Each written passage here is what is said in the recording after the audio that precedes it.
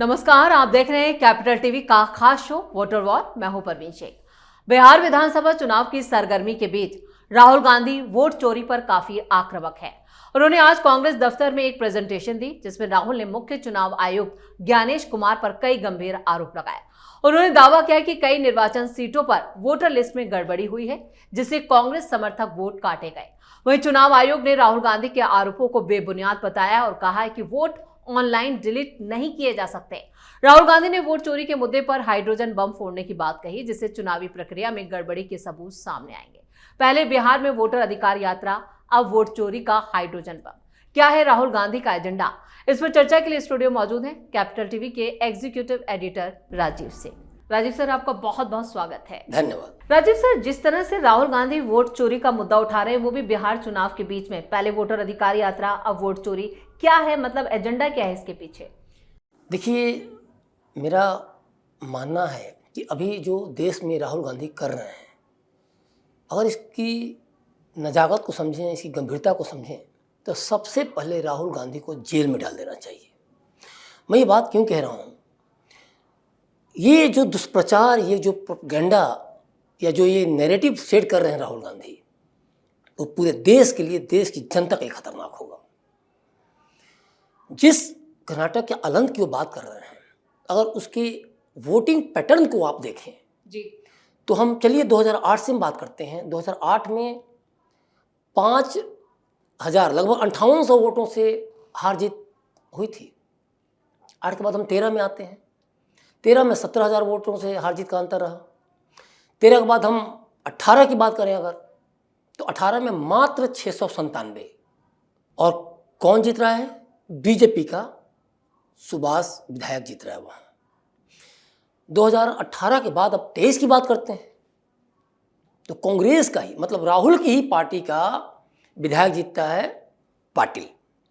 तो मुझे नहीं समझ में आ रहा है, जिस 2023 की राहुल गांधी बात कर रहे हैं और जब उन्हीं के पार्टी का विधायक जीत रहा है, तो किस वोटर डिलीटेशन की बात कर रहे हो?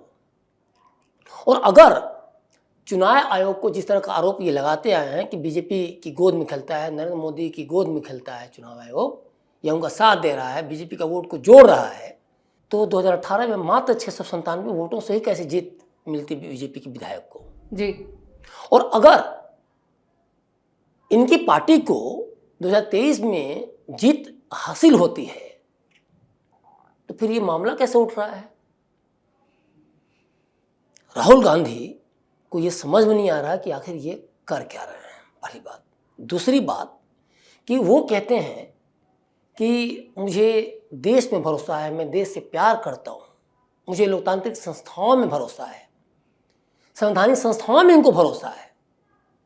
चुनाव आयोग हो या फिर कोई भी संवैधानिक संस्था, आप जब ये कहते हैं कि मुझे भरोसा है, तो आप ये भी कहते हैं कि 100% सबूत के साथ मैं आया हूं और सबूतों के साथ ही मैं बात करूंगा, तो आपके जब सबूत 100% सही हैं, तो आप जाकर चुनाव आयोग के पास सबूत ये पेश क्यों नहीं कर दे रहे हैं? प्रेस कॉन्फ्रेंस, मीडिया और थिएटर में जाकर ड्रामेबाजी करेंगे, आप लोगों को बरगलाएंगे, झूठ बोलेंगे। आपको नहीं पता कि आप क्या कर रहे हैं। आप कहते हैं कि मैं सांसद हूं और मैं संसद की शपथ ले चुका हूं, तो अब चुनाव आयोग के पास हलफनामा या शपथ नहीं डालूंगा। लेकिन आप झूठ बोलेंगे, और झूठ बोलना मैं इसलिए कह रहा हूं, चुनाव आयोग खुद कह रहा है कि अगर आपकी बातों में सत्यता है तो आप आकर शपथ पत्र दीजिए या बताइए, मैं कार्रवाई करूंगा। लेकिन राहुल गांधी 7 अगस्त के बाद बार बार प्रेस कॉन्फ्रेंस तो कर रहे हैं, देश की संवैधानिक संस्थाओं को बदनाम करने के लिए कोई कोर कसर नहीं रख छोड़ रहे हैं, लेकिन आज तक चुनाव आयोग के पास नहीं गए। आज तक इनका कोई बीएलए हो या जिन लोगों को लेकर सामने आते हैं बिहार यात्रा के दौरान भी या उसके पहले भी, आज तक कोई भी प्रूफ नहीं हो पाया, एक प्रमाण नहीं स्थापित हो पाया। आप ये बताइए कि आप सांसद हैं, शपथ ले चुके हैं संसद में, तो क्या आपका संसद में एज ए सांसद as a member of parliament शपथ लेना और चुनाव आयोग के सामने हलफनामा दायर करना, दोनों एक ही चीज है क्या? और आप क्या विकल्प मांग के चल रहे हैं क्या? अपने सांसद के शपथ को चुनाव आयोग के हलफनामा के रूप में अगर देखा जाए तो क्या ये विकल्प है उसका कि आपने वहां ले लिया तो यहां लेने की जरूरत नहीं है? तो फिर आप ये बात क्यों कह रहे हैं कि एक देश के नागरिक होने के तौर पे या मैं सच बात रखूंगा वगैरह वगैरह जो भी हो? आप बोलिए, क्या देश को अराजक मोड़ पे ले जाना चाह रहे हैं, अराजकता फैलाना चाह रहे हैं नेपाल की तरह, बांग्लादेश की तरह? आपके ही मुंह बोले पार्टियां हैं ना, संजय राउत जैसे नेता जो कितने अनाप शनाप इनडायरेक्टली ट्विटर पे पोस्टिंग से हवा देना चाहते थे, अपने ट्विटर से हवा देना चाहते थे, और आपकी पार्टी के भी कुछ नेता। तो ये कांग्रेस करना क्या चाहती है और कितनी खतरनाक इनकी मंशा है राहुल गांधी की, इससे साफ पता चल रहा है। दूसरी बात कि इसलिए भी ये बौखलाए हैं कि देखिए बिहार चुनाव सिर पर है, 16 दिन यात्रा किए, टाइम टाइम फिस से रहा। जो हाइड्रोजन बम की आप बात कर रहे हैं ना, तो बिहार में एक सुतली बम छोड़ते हैं लोग,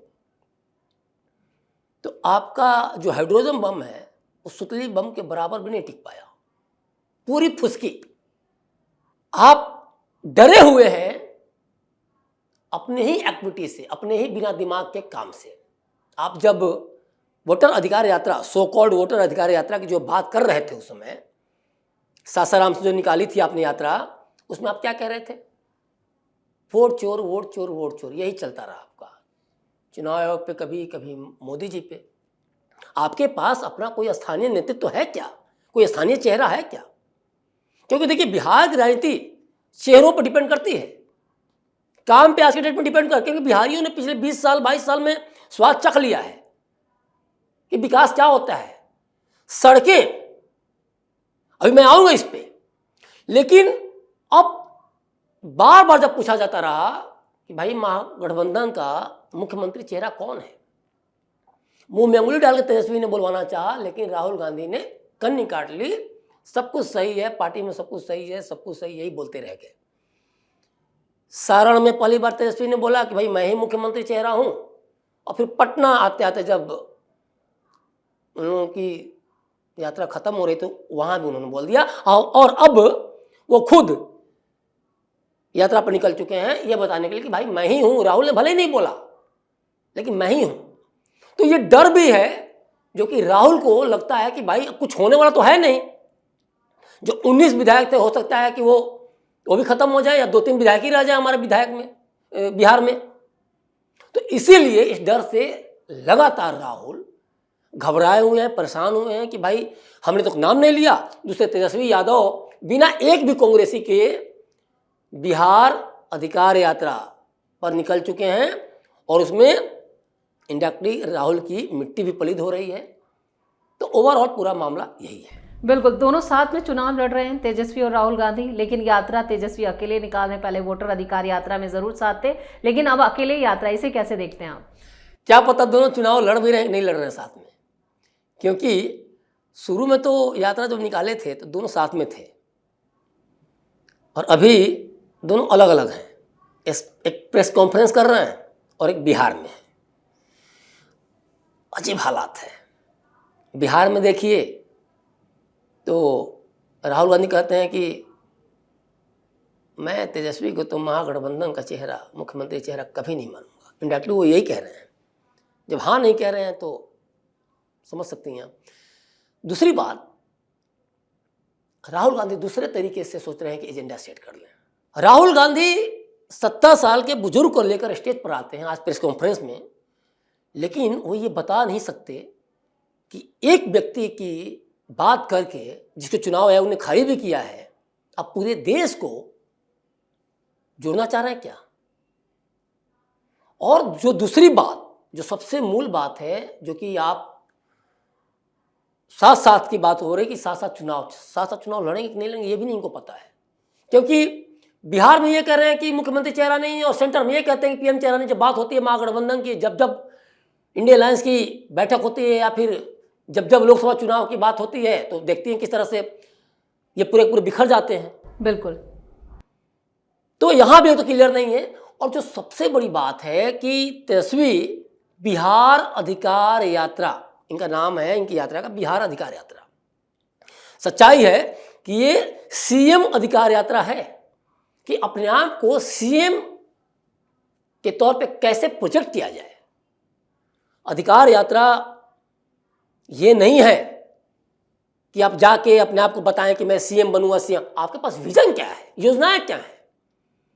बिहारियों के लिए अगर अधिकार यात्रा की बात की जाए, बिहार के अधिकार यात्रा की बात की जाए, तो अभी जो हाल फिलहाल में पीएम ने 15-20 दिन के अंदर जो यात्रा की ना, 13,000 करोड़ की जो सौगात दिए, फिर 36,000 करोड़ की सौगात जो दिए, जो पूर्णिया हवाई अड्डा का जो शिलान्यास का सौगात मिला बिहारियों को, जो मखाना बोर्ड का, नेशनल मखाना बोर्ड का सौगात मिला, 5500 जो पीएमसी में बेड की सौगात जो मिली, जो एम्स की सौगात मिली जो कि दुगनी हो गई है, जो 27 मेडिकल कॉलेज की सौगात मिली, जिस कोशी को बिहार का शोक कहा जाता था, हजारों लोग मजबूर हो जाते थे 2 रोटी के लिए, आज 6 लाख क्यूसेक का बांध बन चुका है वहां। और राजनीतिक समय में कितना था? 2 लाख। बांध टूट जाते थे, लोग छत बिछत हो जाते थे। यह है बिहार की अधिकार यात्रा, यह है बिहारियों की अधिकार की यात्रा। लेकिन तेजस्वी यादव को पता है कि उनके पिता की जो अधिकार यात्रा थी, या जो जब वे मुख्यमंत्री थे 2005 तक, तो किस तरह से जंगल राज, अपहरण, सोचिए 2001 से 4 तक 1500 से अधिक अपहरण वगैरह के केस आ गए थे। सिर्फ 2004 में 411 केसेस आए थे। तो ये सारे आंकड़े बताने के लिए काफ़ी हैं। और जिस तरह से घोटाले हुए, जिस तरह से चारा भी लोग हड़प लिए, हजम कर लिए, जिस तरह से गाड़ियों से शोरूम लूटे गए, जिस तरह से 2002 में ये आरोप लगा कि रोहिणी आचार्य की शादी में सिर्फ स्टेज, वरमाला का जो स्टेज था वही 1.25 करोड़ में बना था।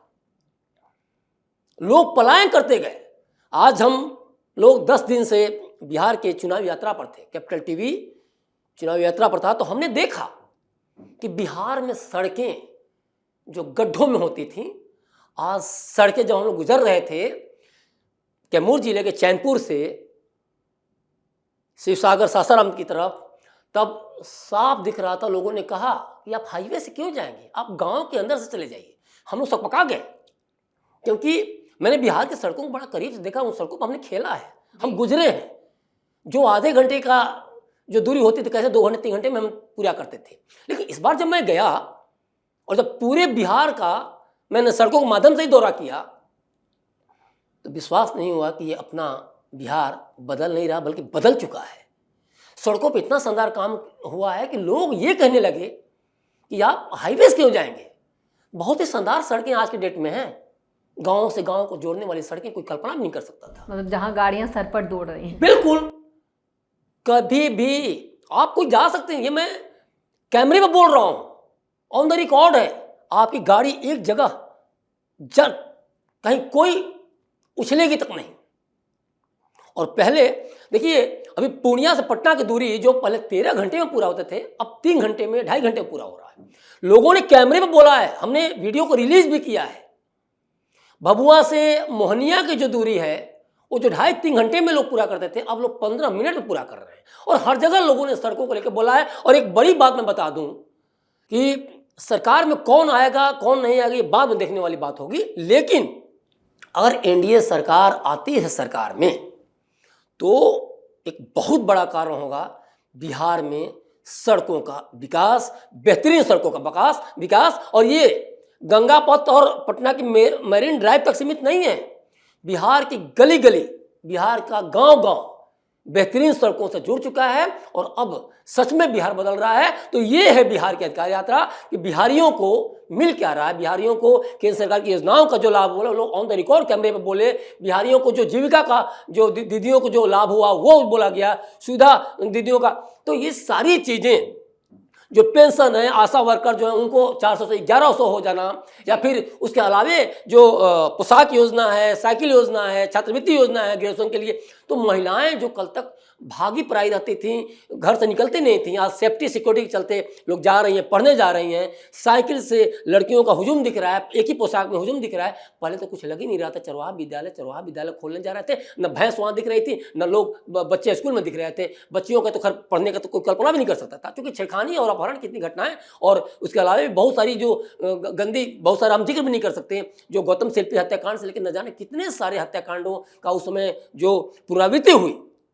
तो बिहार खौफ के मंजर से अब निकल चुका है, बिहार बदल रहा है, बिहार अब आगे बढ़ना चाह रहा है। और ये साफ साफ हमने अपने बिहार यात्रा के दौरान, बिहार की चुनावी यात्रा के दौरान बिहारियों के मुंह से सुना।